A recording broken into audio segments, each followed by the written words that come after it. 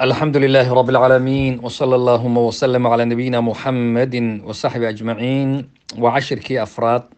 في كتاب كني الداء والدواء لابن القيم رحمه الله ولي waxaan ku jirnaa qaybtii macaasida qayb buu u wadaa sheekhu qaybta macaasida iyo dunuubtu aahaarta iyo raadka ay qofka ku samayso macaasidu waxay soo yaraysaa cimriga gaabisaa barakada arsaaqdana way tirtirtaa sida uu biriga iyo wanaagu cimriga u siyaadiyo baa fisqiga iyo dunuubtuna cimriga u gaabiyaan culimadu way isku khilaafeen masalada waa qaabka ay u gaabinayso oo cimrigii ay u yaraynayso saddex gruub bay isugu khilaafeen qolo waxay yidhaahdeen cimriga ay soo koobayso dunuubtu waxa weeye cimriga qofka caasiga ah barakada ayaa laga qaadayaa cimrigiisa kaasina waa xaqiiqo weeye waana raadka ay ku samaysay marka cimrigiisii baraka ma yeelanayo waxba ma qabsanayo qolo kale waxay yidhaahdeen waxa la sheegayaa waxa weeye sida arsaaqdaba ay u nusqaamiso macsiyadu ayay u nusqaaminaysaa dunuubtuna ayay u nusqaamisaa qofka cimrigiisii barakada asbaab baa loo yeelay arsaaqda asbaab baa loo yeelay cimrigana asbaab baa loo yeelay sidaas marka asbaab bay leeyihi arsaaqda aajasha iyo geeridu asbaab bay leedahay sacaadada iyo reerayntu asbaab bay leedahay shaqaawada iyo ayaan daradu asbaab bay leedahay caafimaadku asbaab buu leeyahay jiradu asbaab bay leedahay sidaasay tanna u leedahay asbaabtaasoo kale u leedahay qolada saddexaad waxay yidhaahdeen macaasidu raadka ay ku reebayso qofka cimrigiisii bay tirtiraysaa ujeeddada loo jeedana waxa weeye noloshiisa oo dhanba waa xayaatul qalbi waa inta qalbigiisu uu nool yahay buu qofka noloshiisu tahay welidaa sidaasuu ilaahay kaafirkiiyo gaalkii ugu sheegay inuu yahay qof dhintay oo noolayn markuu la amwaatun ghayru axyaa waa dad dhintay oo noolayn haddaba xayaatada sida xaqiiqada ah waa xayaatada qalbiga cumriga insaankuna iyo muddada la odhan karana waa inta uu nool yahay qalbigiisu ma aha cumrigiisu ilaa awqaadda uu nool yahay keliya weeye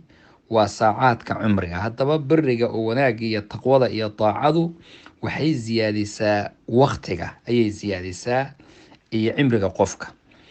kelimada duuduub ahaan wa biljumla haddii addoonku uu ka jeedsada allah subxaanahu wa tacaala oo uu ku mashquulo macaasida waxaa dayacmaya ayaamihii noloshiisa oo dhabtahaabaa dayacmaya wa siru lmas'ala waxa weeye cumriga insaanka binu aadamka cimrigiisu dhabtiihi waa inta uu nool yahay walaa xayaata lahu ilaa biiqbaalihi calaa rabbih nolol kalena ma jirto inta aad alla subxaanahu wa tacaala u daacaysan unbaad nooshahay eed jacaylkiisa ku nimcaysanayso eed dikrigiisa aada xusayso eed waxa ilaahay raalli gelinayana aada dooranayso ayib macaasidu waa isdhashaa oo midba mid bay dhashaa ilaa addoonka ay marka dambe ku adkaato inuu ka dhex baxo sidii salafku ay odhan jireen inna min cuquubati sayi'a alsayi'a bacdaha wa inna min thawaabi alxasana bacdaha cuquubaadka xumaantu ay leedahay waxaa ka mid ah inay xumaan kale ay dhasho wanaaggu leeyahayna waa inuu wanaag kala dhalo addoonku haddii uu sameeyo xasana wax fiican waxay u yeedhanaysaa wanaaggaasaa mid kalena u yeedhanaysa waxay leedahay kaale anigana isame mid kale iyadana u yeedhanaysaa wanaag kale kaale isame tusaale haddii aada weysaysato maxay kugu sidii waa daaco soo maaha waxay u yeedhaysaa salaad inaad ku tukato salaad markaa ku tukato inaad ducaysato inaad qur-aan akhrisato bal fiiri waa daacooyin midba mid ayaa kasii ratimaysaa haddii waxaa la yidhahdaa qofka muxsinka oo wanaagga sameeyey uu daacadii iska daayo qofkii daacada yaqiinay cibaadaysan jira haddaad cibaadadaadii dayso naftaadu ciriiri bay dareemaysaa dhulkuna ciriirigu kuu noqon isagoo waasaca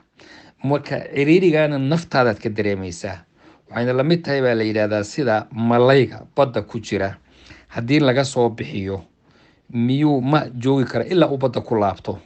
qofka cibaadada badanna waa sidaasoo kale, naftiisu ilaa ay ku laabato qabowsan maayo.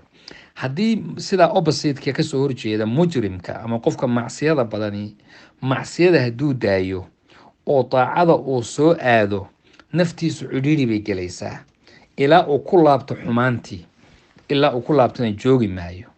waxaa la yidhahdaa in badan oo kamid a dadka fusaaqda iyo dembiga badan, macsiyada waxay u sameeyaan ma aha inay ladda iyo ku macaansi u sameeyaan,